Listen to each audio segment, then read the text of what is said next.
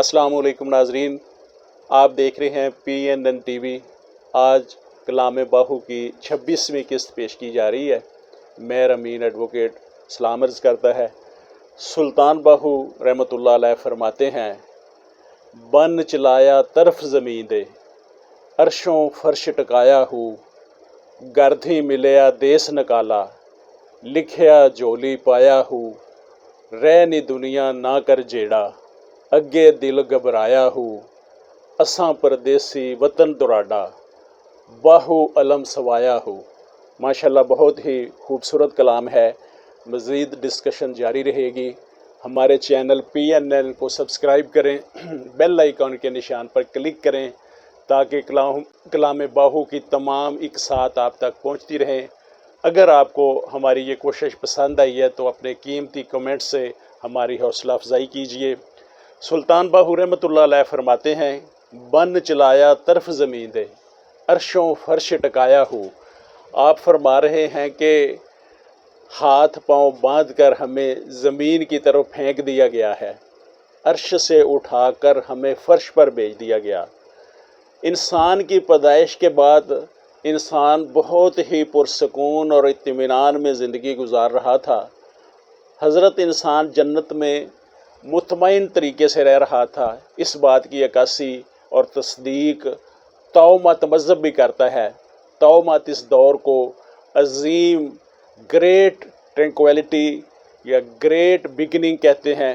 फिर यूँ हुआ कि इंसान को ज़मीन की तरफ धकेल दिया गया। इस बात को कुरान मजीद में अल्लाह ताला यूँ फरमाते हैं, वकुल नहबितू, और हमने कहा तुम सब उतरो। तय कर दिया गया तुमको ज़मीन में ठहरना है। अर्शों फर्श टकाया हो, यानी अर्श के बाद फ़र्श पे हमें भेज दिया गया, फ़र्श हमारा ठिकाना हुआ। इससे ये बात साबित हो जाती है कि इस ज़िंदगी से पहले भी ज़िंदगी थी और इस ज़िंदगी के बाद भी ज़िंदगी होगी। ये ज़िंदगी एक सफ़र है, मंज़िल आगे है। किसी ने तख्ते-ए-दार पर चढ़कर मंज़िल को हासिल किया है, अक्सर हारने वालों ने मंज़िल को जीता है। यानी जान की बाजी हार गए लेकिन मंज़िल पा ली। मैदान करबला में जंग हार गई, मकसद जीत गया, मंज़िल पा ली। दूसरी लाइन में सुल्तानुल फ़क्र फरमाते हैं, घर थी मिलया देस निकाला, लिखया झोली पाया हूँ। आप फरमा रहे हैं कि ये इंसान के मुकद्दर में था, उसे जन्नत से ज़मीन पर भेज दिया गया, अपने असली घर से देश निकाला दिया, यानी निकाल दिया गया। हमारा असली घर वही है और हमें ये जुस्तजू रखनी चाहिए, हमें ये कोशिश करनी चाहिए कि हमने अपने असली घर में जाना है, उसे पाना है। इंसान ने दुनिया में मामूली सा घर भी बनाया होता है। अगर किसी की कच्ची कुल्ली भी है, जो सुकून उसे अपने उस घर में, उस कच्ची कोठरी में मिलता है, वो सुकून उसे कहीं दूसरी अच्छी और बढ़िया रहाइश में, अच्छी और ख़ूबसूरत मकान में भी नहीं मिलता। लिहाजा असली घर की राहत और सुकून की कैफियत को पाना ही हमारा मकसूद है। हमें तकदीर ने वहाँ से निकाल दिया है। ये इंसान की तकदीर थी कि इसे जन्नत से, अपने असली घर से निकलना था। और तकदीर के आगे तदबीर नहीं चला करती। तकदीर में जो लिखा है वो होकर रहता है और होकर रहना है। पीर वारिस शाह ने तकदीर की क्या खूब अक्कासी की है।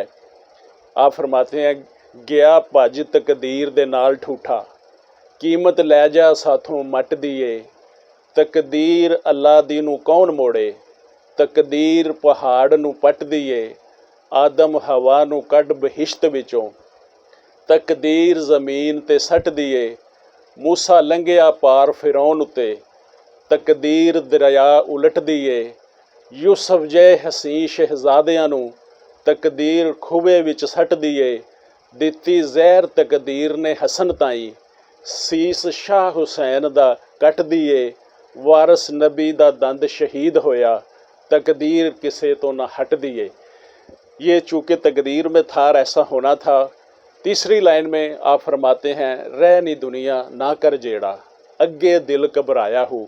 جو اپنے اصلی گھر کو یاد کرتا ہے اور اس کے حصول کے لیے جدوجہد کرتا ہے، دنیا اسے اپنی طرف راغب کرتی ہے، جبکہ مرد حق اپنے اصلی وطن کو پانے کے لیے بےتابی محسوس کرتا ہے۔ دنیا داری کے جھمیلے اسے پریشان کرتے ہیں اور وہ پکار اٹھتا ہے، رہنی دنیا نہ کر جیڑا، ساڈا اگے دل گھبرایا ہو۔ نبی پاک صلی اللہ علیہ وسلم نے فرمایا کہ یہ دنیا مومن کے لیے مسافر خانہ ہے، جس میں اسے مسافر کی طرح کچھ دیر رکنا اور سستانا پڑ گیا ہے۔ پردیسی اور مسافر کی نظر اپنی منزل پر ہوتی ہے، وہ راہ کی کسی چیز سے دل نہیں لگاتا، کیونکہ اس کے پاس نہ تو اتنا وقت ہوتا ہے، نہ ہی اسے منزل سے زیادہ کسی چیز میں رغبت ہوتی ہے۔ اسے اپنا وطن دور دکھائی دیتا ہے تو اس کا غم بڑھ جاتا ہے۔ یہ دنیا کی تمام رغبتوں کے باوجود کامیاب انسان جو ہوتا ہے وہ اپنی منزل پہ نظر رکھتا ہے۔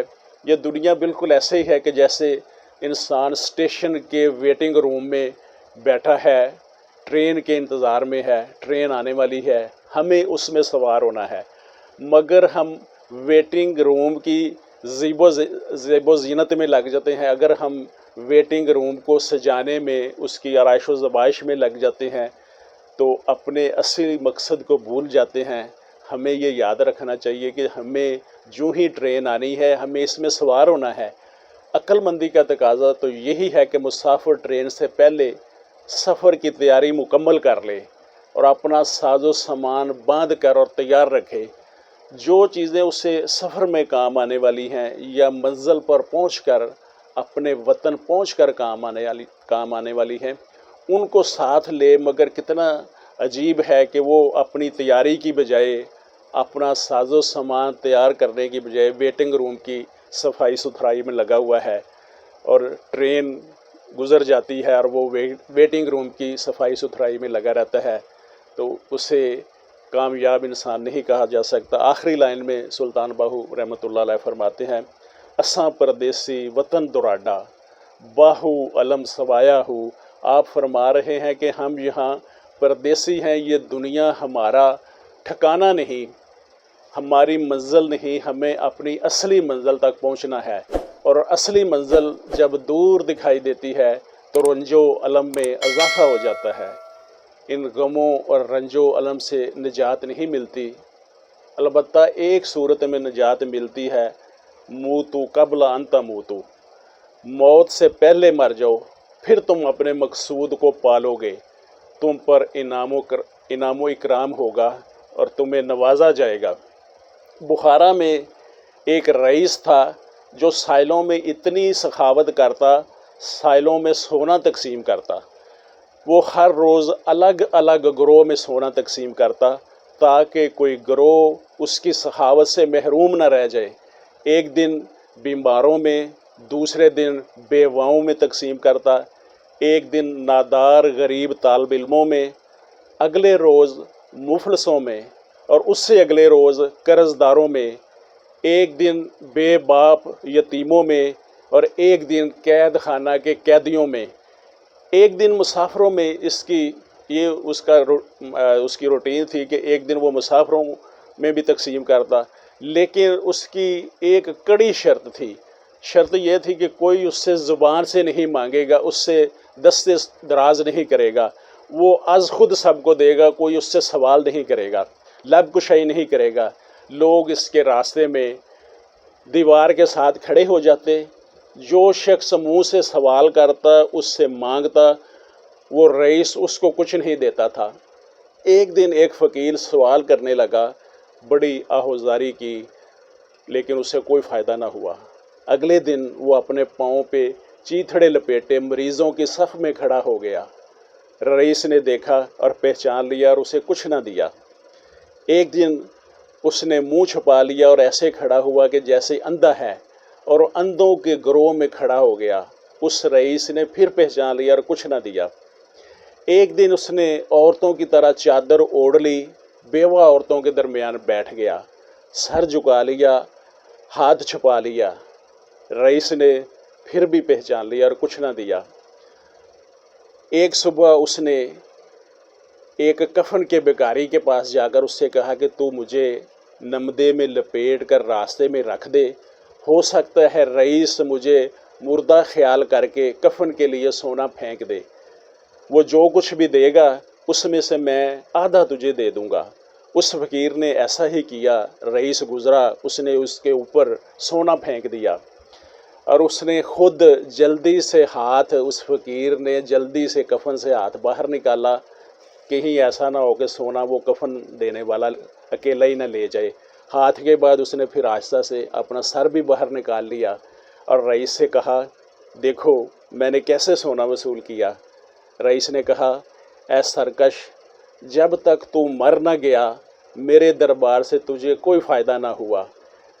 اس میں راز ہے کہ موت سے پہلے جو خود کو مار لے اسے مرنے کے بعد نعمتیں ملتی ہیں۔ یہ ہے موتو قبل ان تموتو، کہ جو خود کو موت سے پہلے مار لے، یعنی تمام اپنی نفسانی خواہشات کو ذبح کر دے، ان کو ختم کر دے، ان کو موت دے دے، پھر اس کو ابدی زندگی ملتی ہے، انعام و کرام سے نوازا جاتا ہے۔ یہ تھی ناظرین آج کے کلام باہو کی قسط۔ آج کے اس خوبصورت بند کو، خوبصورت کلام کو خوبصورت آواز میں سنتے ہیں۔ ہمارے پاس موجود ہیں، اسٹوڈیو میں تشریف رکھتے ہیں قاری عمر افضل حیدری صاحب۔ تو آئیے ناظرین آج کا خوبصورت بند ان کی آواز میں سنتے ہیں۔ بند چلایا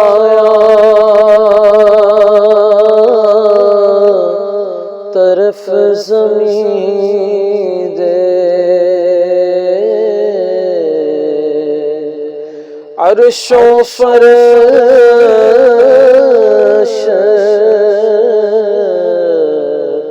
ٹکایا،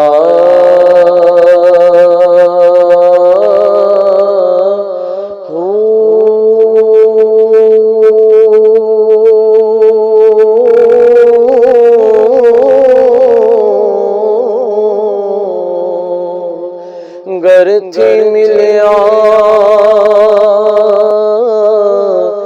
دیس مکالا،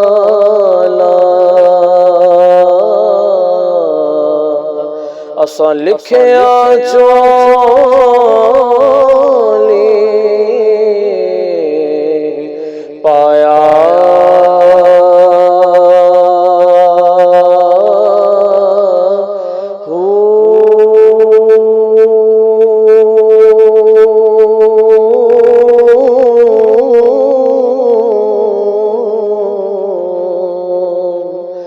رہنی دنیا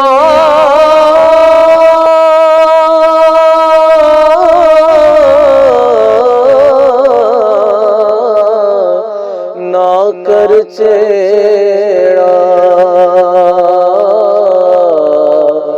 ساڑا اگے دل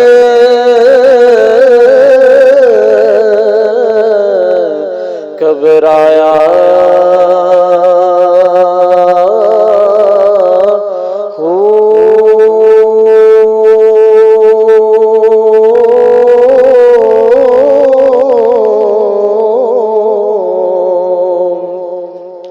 اساں پردیسی ساڑا وطن دراڑا، باہو دم دم علم